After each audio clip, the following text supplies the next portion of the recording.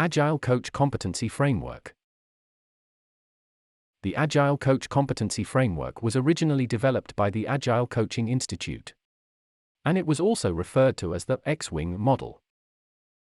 The framework describes Agile coaching with 8 competencies in 4 quadrants, with the Agile and Lean practitioner competency on the top, teaching and mentoring on the left, professional coaching and facilitating on the right, and 3 domain competencies at the bottom, which are technical mastery, business mastery, and transformation mastery. Depending on the context and requirement of the clients, the Agile coach can choose and adopt different competencies. This is known as the coaching stance, which informs the 8 competencies in the framework. In this video, we will explore the Agile coaching competencies and stance in a bit more detail. Let's take a look at the 8 Agile coaching competencies first. Starting from the top of the framework. The Agile and Lean practitioner competency. An Agile coach must have a good understanding of Agile and Lean practices, frameworks, principles, and underlying values. He or she need to apply and adapt Agile and Lean practices to help teams and organizations improve their ways of working. As Agile practitioners start their career, this is often the area that matters the most for them, where they apply their knowledge and skills at work to add value. You will also find that this is where most of the Agile trainings focus on. As time goes on, this competency might become limiting, and one is likely to develop other competencies and move places in the framework. For instance, as you become more experienced with Agile in your organization, you will be able to teach new team members and share your experience by mentoring them. Moving on to the content competencies on the left of the framework, where the practitioner has the content expertise and seeks to impart some of the knowledge to the client. We have 2 competencies here: teaching and mentoring. Teaching is the ability to instruct and impart particular knowledge and skills at the time of need, so that individuals, teams, and organizations can use the knowledge to do something and deliver some value. Teaching normally has some predefined outcomes or objectives, and is needed when the clients are learning about new things. For example, if a client just started with their Agile journey, an Agile coach may need to bring the team up to speed on the Agile values, practices, events, artifacts, etc. Mentoring also focuses on sharing knowledge and skills, including perspective knowledge, to foster the personal and professional growth of someone. A mentor is a subject matter expert who would understand the mentee's challenges and attempts, share his or her knowledge and experience, and enable the mentees to make their own decision on the way forward. Good mentors help their mentees to improve knowledge and build capability. Their language patterns may sound like, "What have you tried so far? In my experience, I tried this and." In comparison to teaching, mentoring is conducted more subtly according to the mentee's needs, and is less likely to have an agenda. Also, teaching is a profession in its own right, whilst mentoring is considered a skill set for any profession. Now let's take a look at the process competencies on the right of the framework. We have professional coaching and facilitating here. Both competencies focus on holding the process or space for clients, so they can use their own capability to generate awareness and tackle challenges they face. Professional coaching is defined as partnering with people in a thought-provoking and creative process that inspires them to maximize their personal and professional potential. Professional coaches honor the wisdom of the clients, believe in them having the power to solve the problems and achieve their goal. They work with the clients, ask powerful questions, inspires their creativity and resourcefulness, encourage and challenge them to be their best selves, and maximize their potential to succeed. So instead of imparting knowledge or sending people to a specific destination, professional coaching sends people in direction of discovery. Facilitating, on the other hand, is regarded as a fluid process. Using a variety of tools, techniques, and activities to engage participants, create clarity, invite collaboration, and increase commitment to the group's common goal.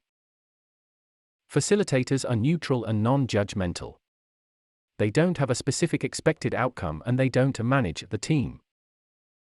They hold individuals and teams to agreed-on guidelines, guide them through processes to achieve the common goal.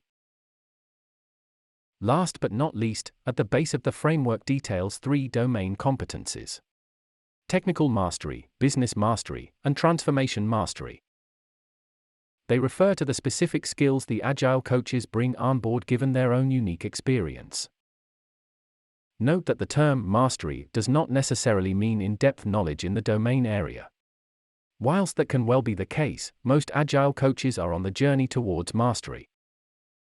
Agile coaches would typically focus on one of these domain competencies. They may have a lot of knowledge in one area and still be knowledgeable in other areas.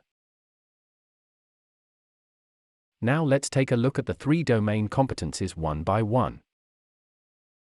Technical mastery.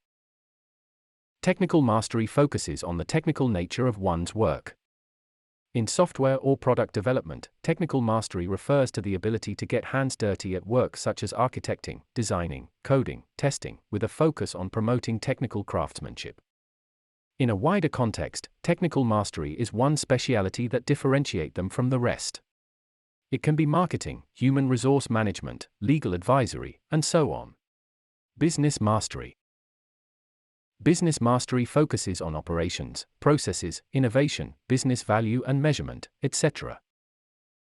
It's the ability to apply business strategy and management frameworks, product innovation, business process management approaches, to improve products, processes, and operations in the business domain.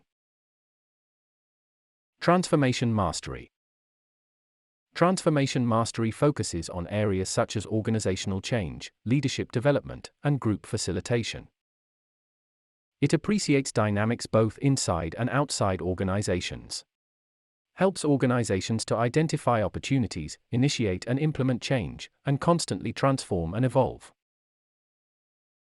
It is important to point out that none of the 3 mastery is more important than the other. They are all valuable and needed for the business to succeed.